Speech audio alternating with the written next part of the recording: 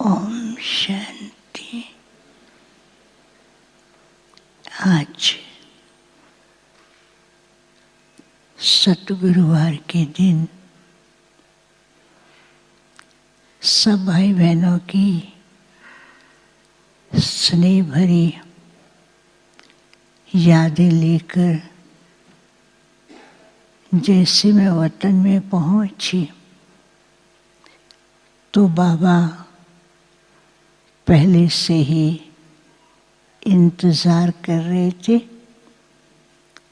बाबा ने कहा, आओ बच्ची। मैं तो इतना खुश कि बाबा ही बुला रहे हैं। और बाबा ने कहा, क्या समाचार लाई हो? मैंने कहा, बाबा सब बच्चे कितने उमंग उत्साह में हैं और बाप के अलौकिक जन्म दिवस के लिए देश विदेश में सेवा ब्राह्मण परिवार में सेलिब्रेट करने के लिए बहुत सुंदर सुंदर प्लान और प्रैक्टिकल विशेष कर रहे हैं। बाबा मुस्कुराने लगे। बाबा ने कहा कि बाप वतन में बैठे हुए बच्चों के स्नेह और बाबा के लिए जो प्यार है उसके लिए क्या क्या कर रहे हैं। बाबा वतन में बैठे हुए ये सब दृश्य देखते ही रहते हैं। फिर बाबा ने कहा, आप बच्चे तो बाप का जन्मदिन मनाने के लिए इतना सुंदर डेकोरेशन कर रहे हैं, करते रहते हैं। अब बाप के साथ बच्चों का भी है तो बाबा क्या डेकोरेशन करें? तो मैं मुस्कुराने लगी। तो बाबा ने कहा, देखो बाबा क्या वतन में डेकोरेशन कर रहे हैं। तो ऐसा देख बाबा ने जैसे कहा कि अलग अलग प्रकार के डेकोरेशन दिखाई दे रहे थे। एक डेकोरेशन में दिखाई दे रहा था जैसे हम यहाँ गुब्बारे लगाते हैं, वहाँ गुब्बारे नहीं थे लेकिन गुब्बारे जैसे कुछ ऐसे लगे हुए दिखाई दे रहे थे। और कहाँ पर ऐसे फरिश्ते दिखाई दे रहे थे और कहाँ पर एकदम इतने सुंदर चमकते हुए स्टार्स दिखाई दे रहे थे जिसकी लाइट से बहुत सुंदर डिज़ाइन बन रहे थे।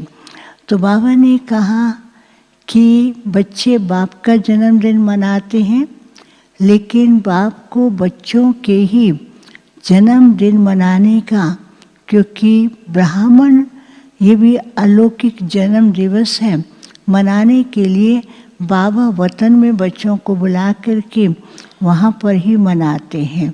तो बाबा ने क्या किया, ऐसे किया तो सब के सब बच्चे वहाँ वतन में इमर्ज हो गए। देश विदेश के थे और जैसे इमर्ज हुए तो बाबा सबको दृष्टि भी दे रहे थे। दृष्टि देते देते बाबा ने हर एक बच्चे को पूछा कि अपने जन्मदिन की खुशी है? तो मुस्कुरा रहे थे।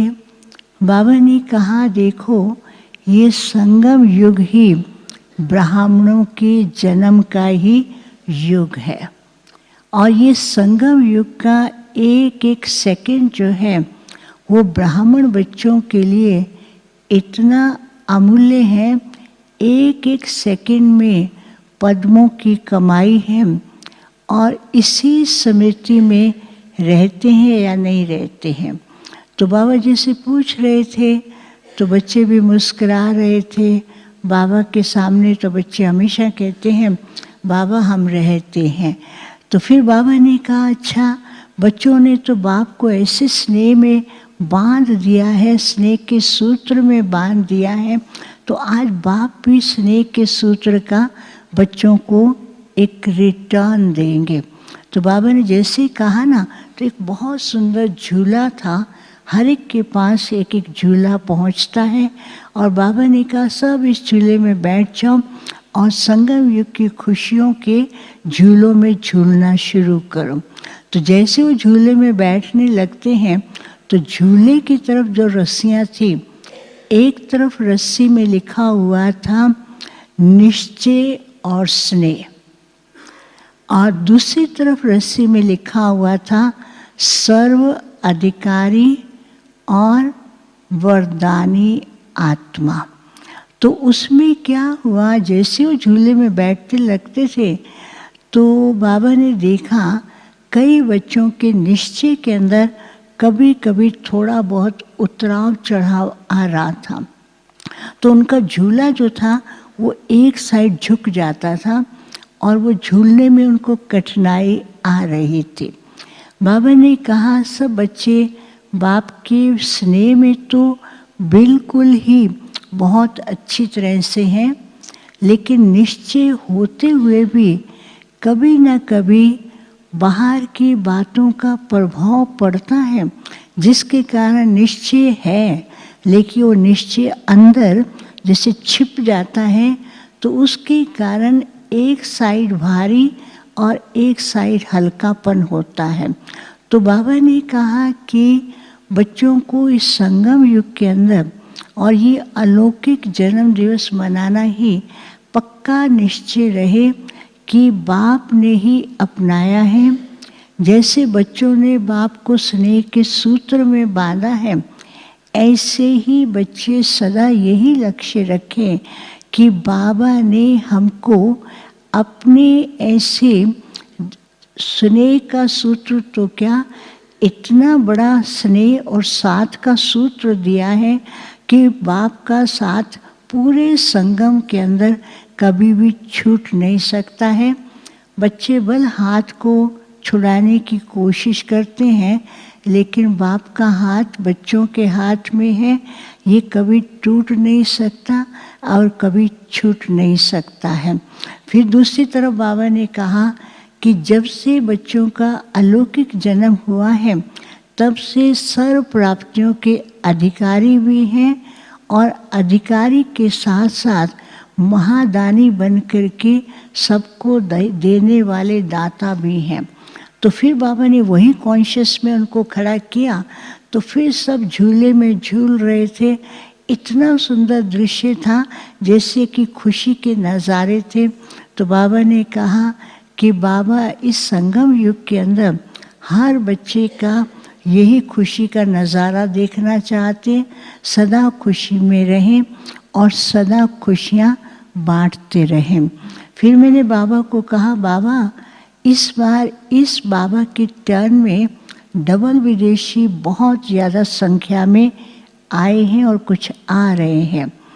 तो बाबा ने मुस्कुराने, बाबा की मुस्कुराहट में एक बहुत सुंदर राज समाया हुआ था। तो बाबा मुस्कुरा भी रहे थे और बाबा ने ऐसे आओ बच्चे ऐसे हाथ से किया और सारे के सारे वहाँ पर इमर्ज हो गए और बाबा उनको इतना प्यार कर रहे थे, बाबा बहुत प्यार कर रहे थे। और प्यार करते बाबा ने कहा बच्चे पता है इनका कितना बड़ा भाग्य है। मैंने कहा बाबा सब बच्चे भाग्यशाली हैं। बाबा ने कहा नहीं, बाबा ने कहा ये जो डबल विदेशी बच्चे हैं इनको जन्म लेते ही सेवा का ऐसा स्थान मिला है जो कभी सोचा भी नहीं था कि ये हर बच्चा विदेश में नहीं है, लेकिन हर बच्चा सेवा के ऐसे स्थान पर है।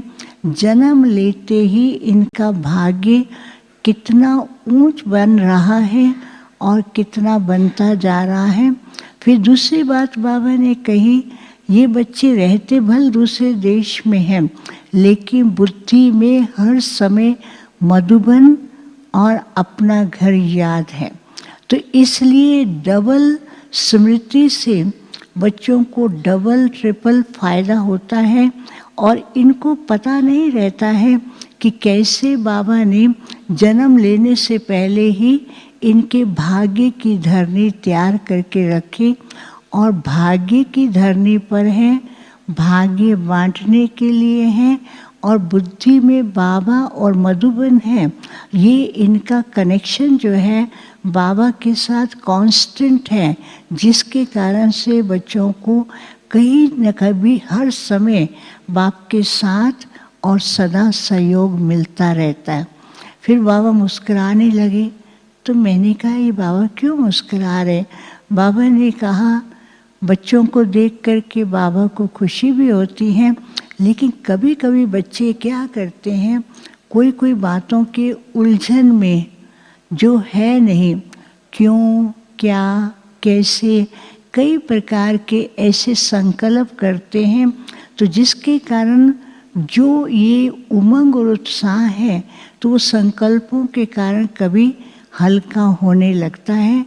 तो बाबा ने कहा बच्चों को यही कहना कि बाप साथी बन करके सबके साथ है और तन से वहाँ लेकिन मन से यहाँ बाप के सामने हैं। इस स्मृति में रहेंगे तो सदा उड़ते भी रहेंगे और सबका भाग्य बनाते रहेंगे। फिर तो मैंने बाबा को भोग स्वीकार कराने लगे, तो बाबा ने क्या किया, सबको इमर्ज करते हुए कहा कि बच्चे कितनी खुशी में बाप का जन्मदिन मनाने की तैयारी कर रहे हैं और बाप भी बच्चों के जन्मदिन के लिए बच्चों को बहुत मुबारक देते हैं। अपने हाथ से भोग स्वीकार कराया तो बाबा ने कहा आज बाबा बच्चों को कौन सी सौगात देंगे? तो बाबा ने ऐसे करते ही सदा का कहा हर बच्चा ये समझे कि बाप के द्वारा जो भाग्य मिला है, मैं सदा ही सौभाग्यशाली आत्मा हूँ। अपने जन्म के भाग्य की खुशी में झूमते रहें और खुश रहें। फिर उसके बाद जिन भाई बहनों ने बहुत प्यार से आज कहा कि हमारी तरफ से भोग हो, उन सबको इमर्ज किया, खास करके सभी भाई बहनों को भोग वाले और शशि बहन आबू रोड वाली को भी इमर्ज किया। सबको दृष्टि देते हुए बाबा ने वरदान भी दिए और उनको भी अर्ध चंद्रमा के रूप में थे। बाबा एक एक को दृष्टि देते हुए बाबा उनको भी बता रहे थे कि जो शुभ संकल्प करते हैं उस शुभ संकल्प का भाग्य भी बनता है और उसके रिटर्न में अनेकों की दुआएं भी मिलती हैं। सबको याद दिया। ओम शांति।